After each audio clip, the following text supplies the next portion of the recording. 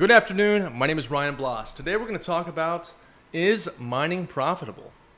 No, it's not. Not Bitcoin mining, that's for sure. We'll get into all that here in just a second, or you can just end the video right there. That's all you need to know. Bitcoin mining is not very profitable. I made a video earlier today about how much these things cost, how much home mining costs from an electricity standpoint. You know, the little one costs 8 cents to run. Bigger one, the NerdQ X++, that thing's about 30 cents. Avalon Q back there, that thing costs like $5.70 to run for 24 hours if you're running it on super mode. And of course, it's not making any money, not a dime. And that's because I have them set to solo mine and they don't get paid, or I don't get paid unless the things hit a block and get that huge payout reward. But as far as daily profit, they make $0. Now, that's my own fault. I could pool mine, and I could put a few bucks in my pocket every single day. I could cover my electricity costs, and I could make a few dollars, $3-4 a day maybe, probably something like $3 every single day if I chose to do that. But that's not fun or exciting. Maybe I could go out and buy one of these things. This is the new Proto Rig, one of the latest and greatest exciting new Bitcoin miners. Thing costs $8,000. Uses 12,000 watts, gets 819 terahashes per second. And let's say I had one of those things right behind me cranking away right now, making my office all hot. Income from that thing would be about $40 a day, and it would use almost $35 in electricity every day, leaving me a net of $6.02. So yearly, I'd be making $2,600, and it would take me $8,000 investment to get there. So after electricity and all that stuff is done, I'm making, $2,600. That's going to take me 3.5 years to just get the return on my initial investment. And that's assuming that there's never anything that goes wrong with this thing. No fans break. I don't need to replace any hash boards. It just runs perfectly for years. It's going to take like 3.5 years before I've paid off my investment, and now I'm finally starting to see a return. So even at that, once it's paid itself off, I'm going to make $6 or $7 a day. 6, 7. Isn't that what the kids say all the time? 6, 7. It's not very exciting. It's not much money.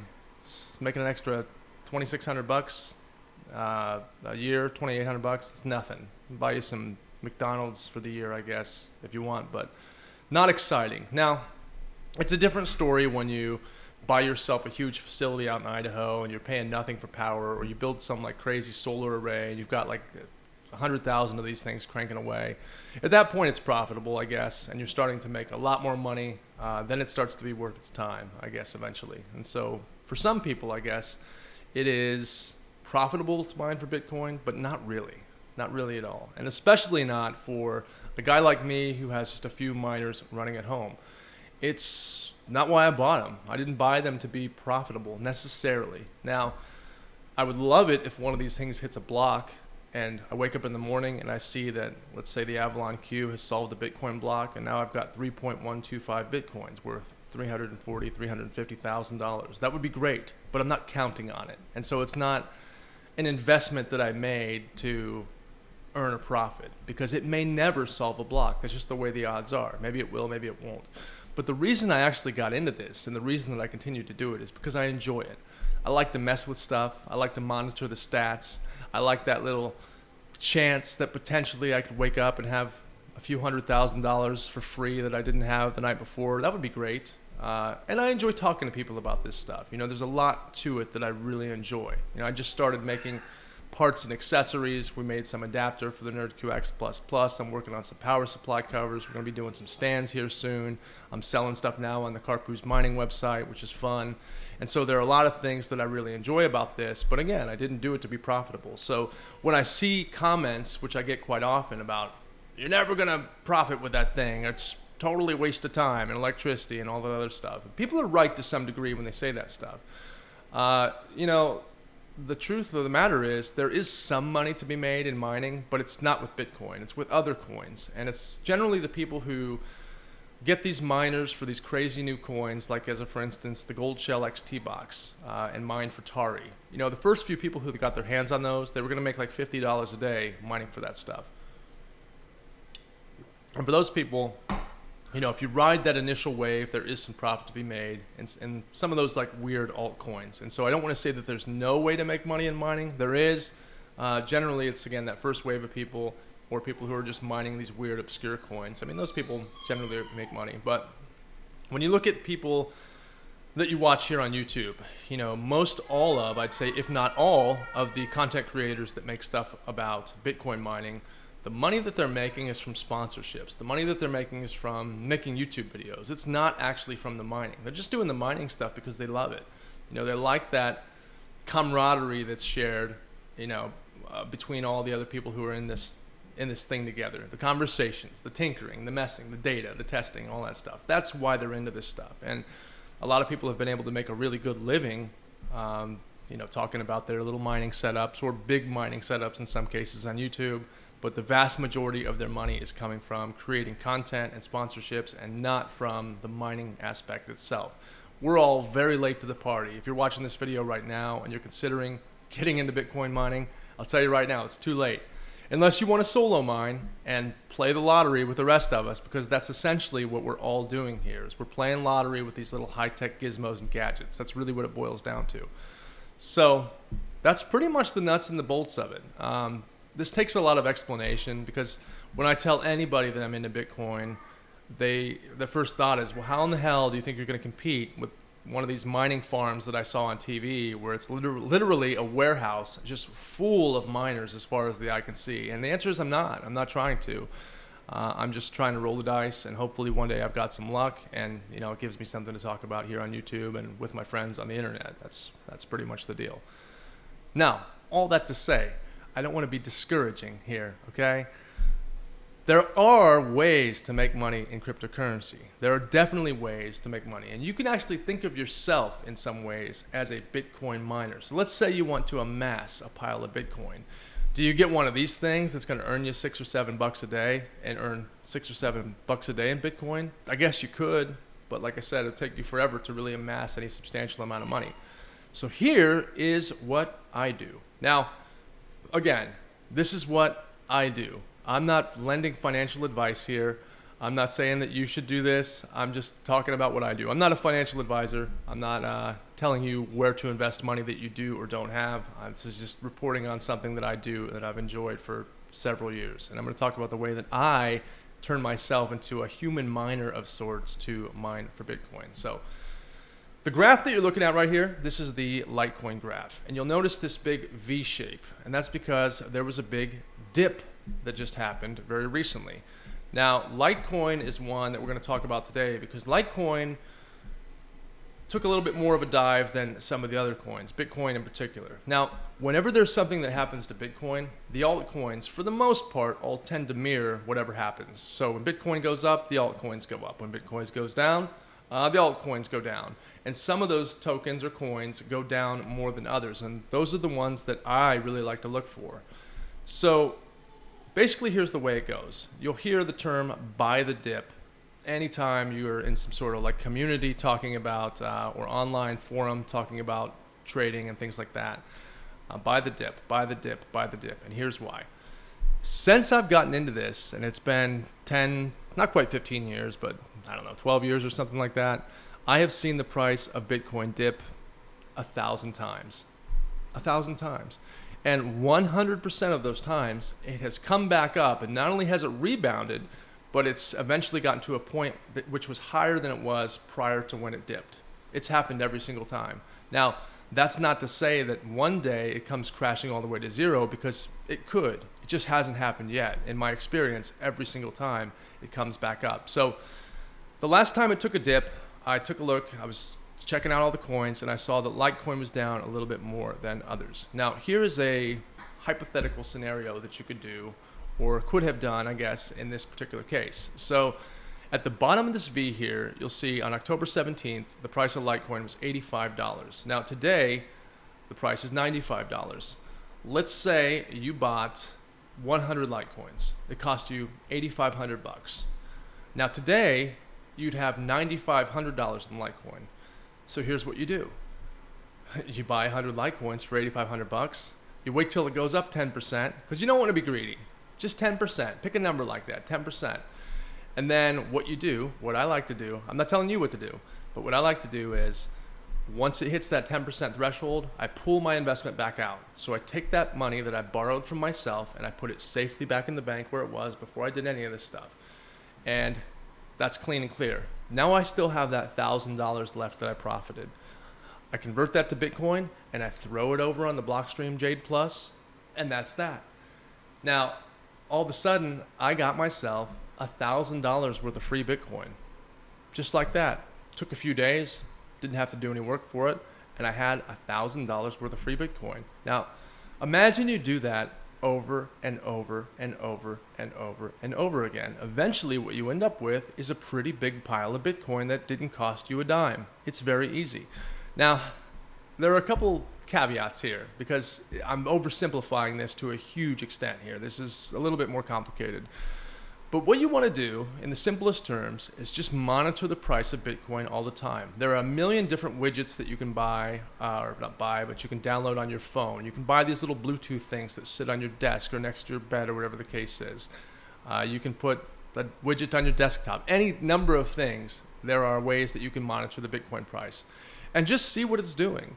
And if it starts to drop sharply or starts to increase, just simply get online and just type in Bitcoin price. And you'll find some sort of news as to why that's occurring. Now, sometimes it's tied to Bitcoin directly. In this particular case, it wasn't necessarily. This had a lot to do with the tariffs that our president has, decided were a good idea. And now there's going to be some crazy 100% tariff on China.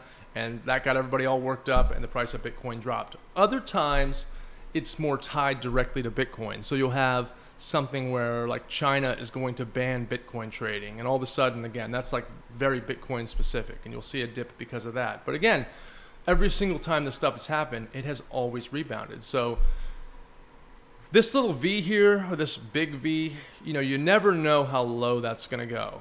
And so it's good to have some sort of like just predetermined number. If the price drops 10%, if the price drops 20%, I'm going to buy. Simple as that. Let's say the price of Bitcoin is $100,000. It's not, but I'm just using this as an example. If it drops to 90, I'm going to buy some. And then when it goes up 10%, let's say it goes back up to 100, that's when I'm going to sell it. Because you never know, again, how low this could potentially go. And you don't know how long it's going to take for this to go all the way back up to where it was before the dip or when it gets higher. Now, ideally, you'd hold on and you'd wait to sell until it's 20, 30, 40, 50%, which could happen in a week. Crypto's crazy. The volatility is insane. It could happen in a week. It could happen in a month. It could happen in a year. You really don't know. And so that's why I like to choose just very simple numbers, like 10%. Drops 10%, I buy. When it goes up 10% from there, I sell. And again, you repeat that process again and again and again, and it starts to amass this like huge pile. So my choices are I can spend $8,000 and I can have this thing make me $7 a day, or I can buy the dip whenever that happens. And I can become my own Bitcoin miner, so to speak, based on my research and abilities and button clicking ability, I guess, that I've got. And based on that, I'm able to mine for these little chunks. I don't know why I'm calling it mining, but you get the idea. And amass Bitcoin that way. And it's so much more effective for me than, trying to earn it on the mining side of things. So, I don't know how far I'll ever go with the mining thing. I don't really see myself ever having some like huge facility. Now, if I hit a couple of blocks, if I got tremendously lucky and my Avalon Q back there solved a block and I wake up tomorrow with an extra $350,000, I may buy one of these things, a proto rig, just to have it because I think it's cool and I'd like to play with it. But it certainly wouldn't be me purchasing it because I'm looking for that return or looking for the profit that it's going to make me. It's just simply because I want to talk about it and play with it and see what it does and, have it on display because it looks really cool.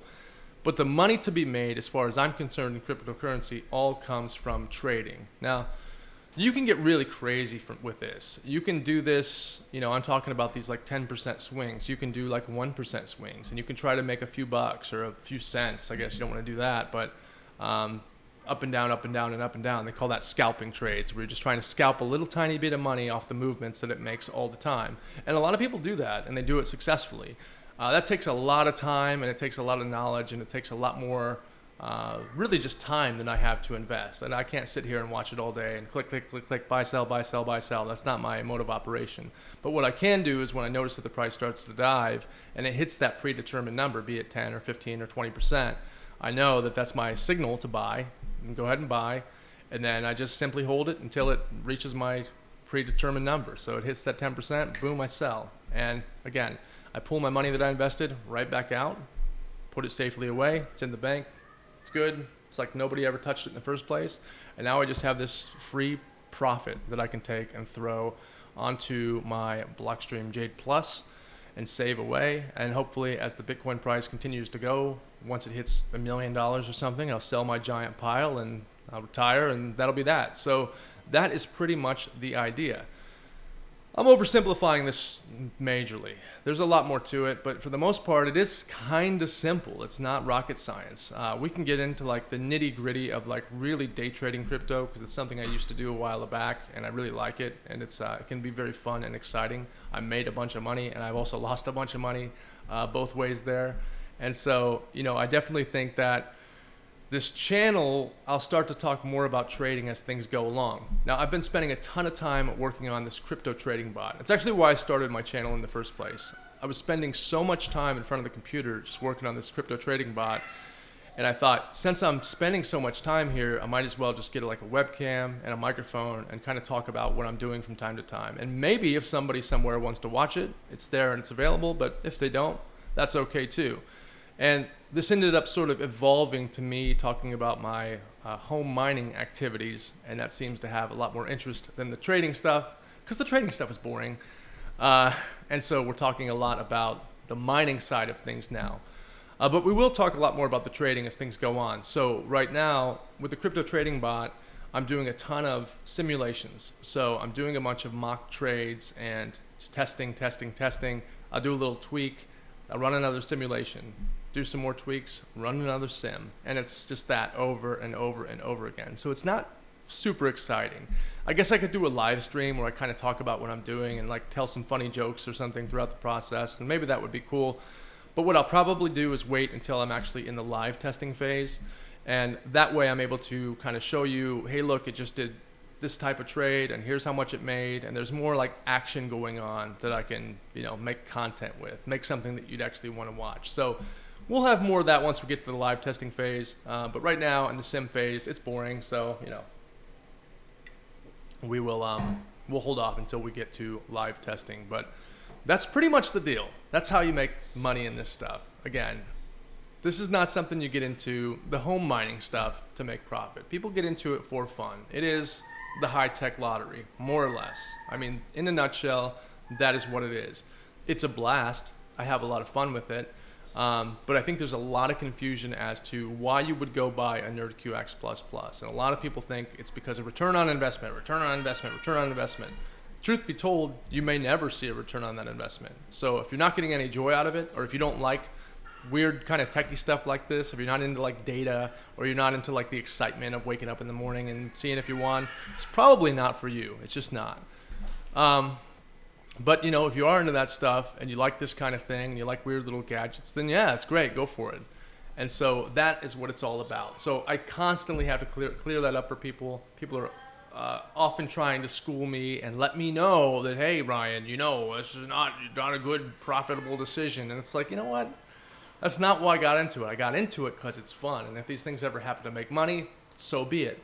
That is awesome. So that's kind of where things stand. But let me know if you want to know more about the trading side of things. I'm happy to talk more about that, and I probably will. But let me know if there's something more specific. Maybe we'll do a day where we just like do some day trades, and I'll kind of talk about how I used to look for that kind of stuff and how I determine what to trade and when to sell and all of that. But yeah, that's pretty much all I got. So if you have any questions, let me know in the comments, and I'm happy to answer. As I always say, you can always send me a message on Instagram too. If you've got a crypto or mining or trading related question, always happy to answer that. So that's pretty much that for that portion of the video. Lastly, I'll say this.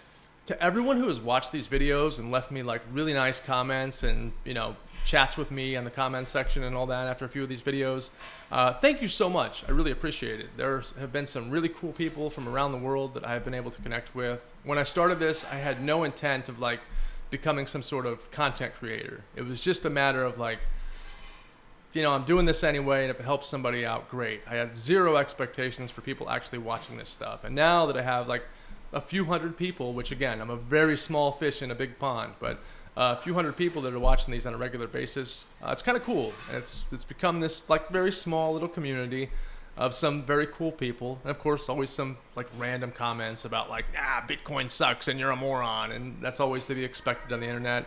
But I'm very grateful for the cool people I've been able to connect with so far. And I will continue making content for those folks who seem to enjoy my ramblings about this and other topics. So anyway, that's all I got. Thanks for watching. Let me know if you have any questions. And yeah, good luck out there. Make some money, do some trading, buy some Bitcoin miners and start mining. Not for profit though, but for fun. And yeah, just have fun with this stuff because that's what it's all about.